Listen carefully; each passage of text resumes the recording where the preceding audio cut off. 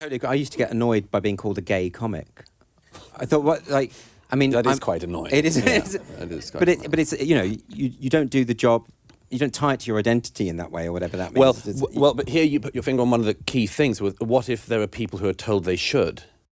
Yeah. Who Well, are they told are. Exactly. This is dogma. This is indoctrination. Yeah.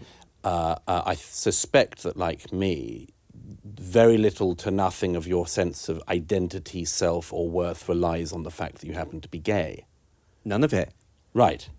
Now, there are other people who are told that is the single signifying factor about you, and there is an agenda afterwards.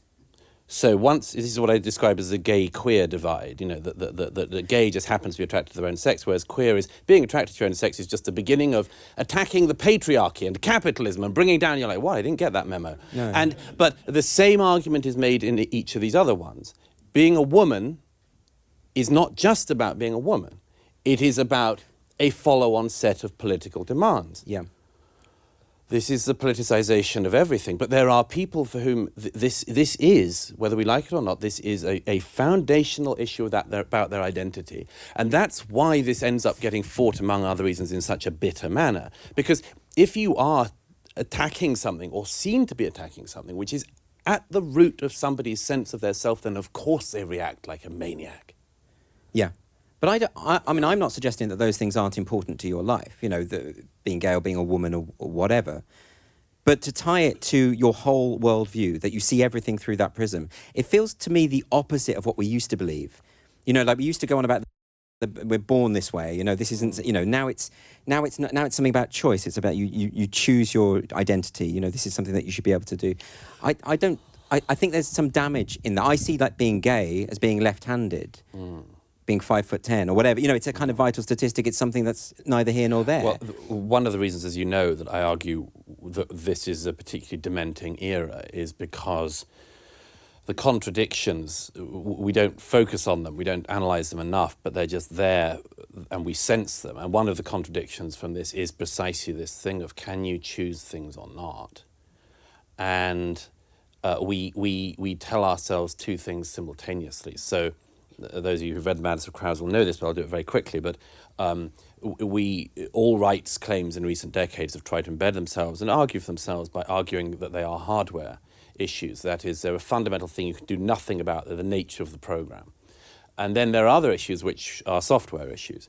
And by and large, in our societies, in a country like Britain, a country like America, to some extent, if you want to get sympathy or support, you argue that you're hardware. That for instance, when a religious cleric says lifestyle choice, the gays say no, born this way.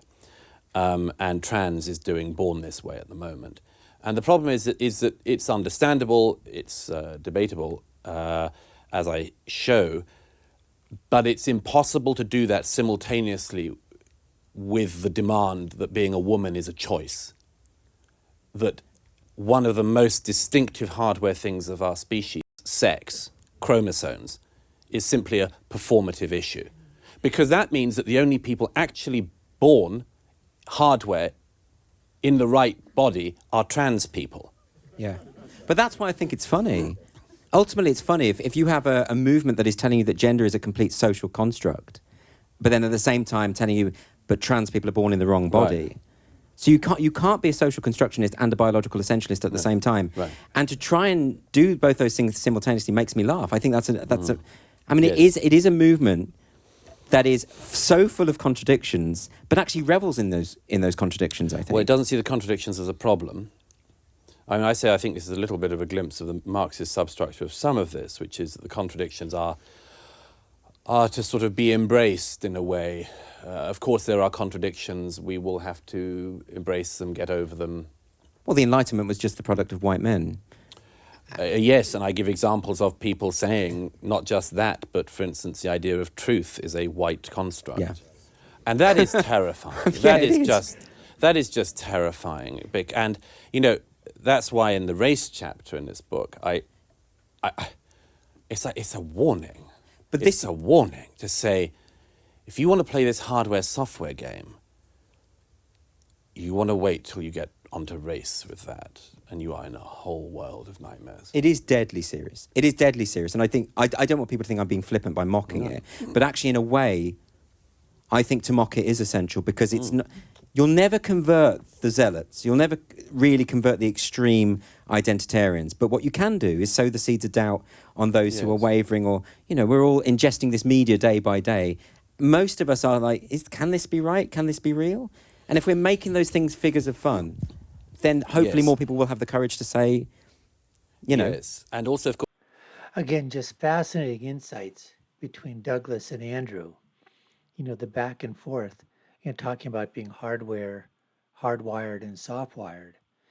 And the way I look at things is that this is where, you're talking about the zealots, the people that are completely in to the church of transgenderism, as I call it, or the people that are into the church of climatology. These are the people that are the ones that have been truly converted. I don't think there's any way for us to reach them, to basically, you know, pull them out of their thinking or the dogma or the mantras or whatever. I believe they're just completely lost in that church of transgenderism, just completely gone. What we have to focus on is, as Andrew was basically talking about, is those things that are happening, those people in the middle.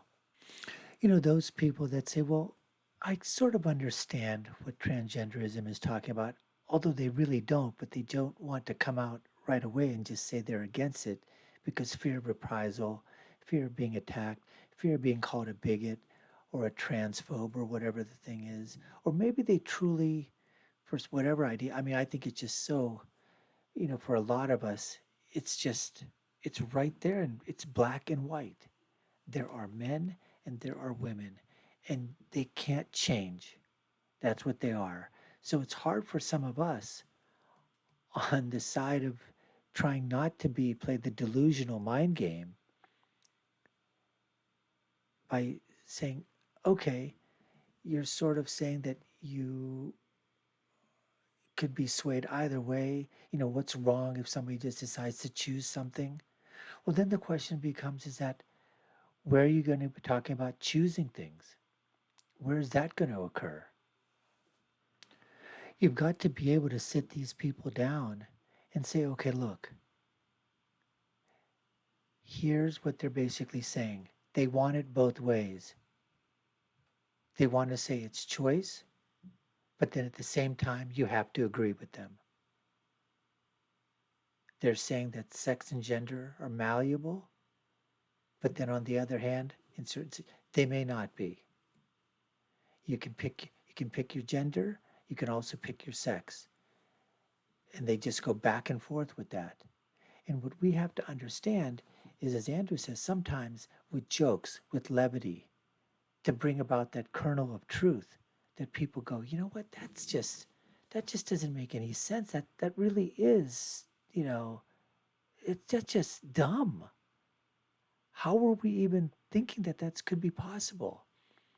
And then when you tell them, well, what about age? Can I change my age? Can I change my race? Can I change my skin color? Can I be something not human? Can I be an animal? Can I be whatever? And then they say, oh, that's not part of it. That has nothing to do with it. It's all about everything else. So that's what we have to fight, folks. Those are the types of battles we have to fight with our arguments.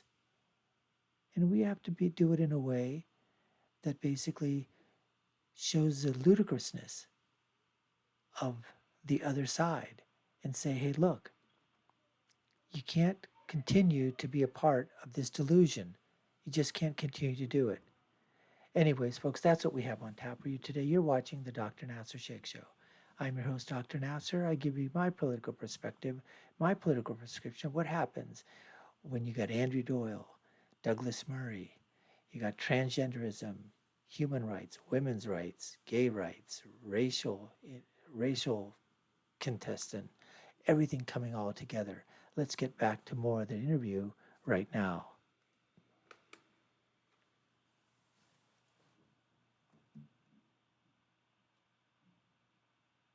the great thing about humor, what you do and what you do particularly as Titania, is is the laughter of recognition. Is people can be very easily bullied into new orthodoxies and dogmas that they know that there must be something up with them. Yeah. But if you make them laugh about it, then that's the safest way to start. There's just one thing I'd add about that, which is the deadly seriousness of this in people's lives. I mean, I think, like you, in a fortunate position. For once, I'm happy to play the privilege game. If like me, you're a writer, you are responsible to your readers to some extent, and to your editors to some extent. Most people are in a much more difficult position in their lives.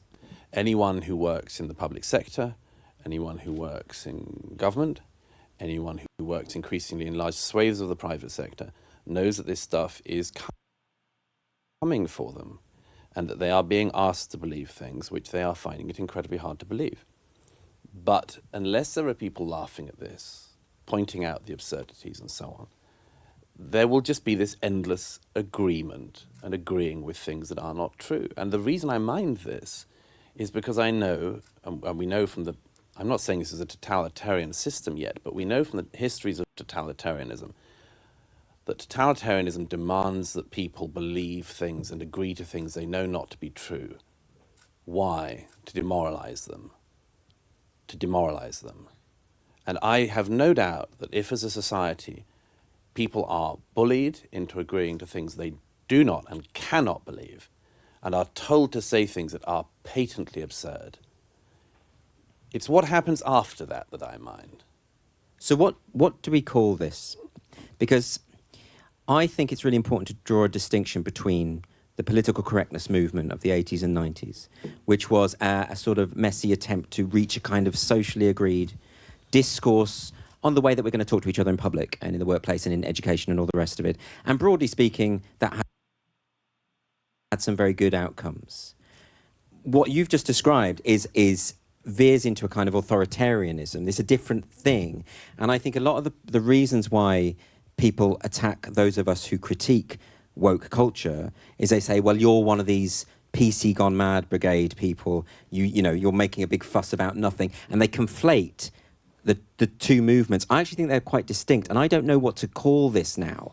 I don't call it political correctness, personally. I don't. No. I say woke movement or woke culture, but now, of course, the strategy is to claim that is just a right-wing slur against social justice. How about seeing the whole thing as a form of overcorrection? I'm trying to be as benign as possible in my reading here, but let's say, because this is all very complex, we know this. Has there been racism in the past? Yes, of course. Has there been homophobia in the past? Yes, of course. Have women been equal to men in the past? No, of course they haven't. Now, there's a tendency, it seems to me, that if you want to correct an injustice, including particularly historical injustice. As usual, Douglas Murray delivers, his guest delivers, Andrew Doyle delivers. Just great stuff, folks. We appreciate you watching the Dr. Nasir Shaikh Show.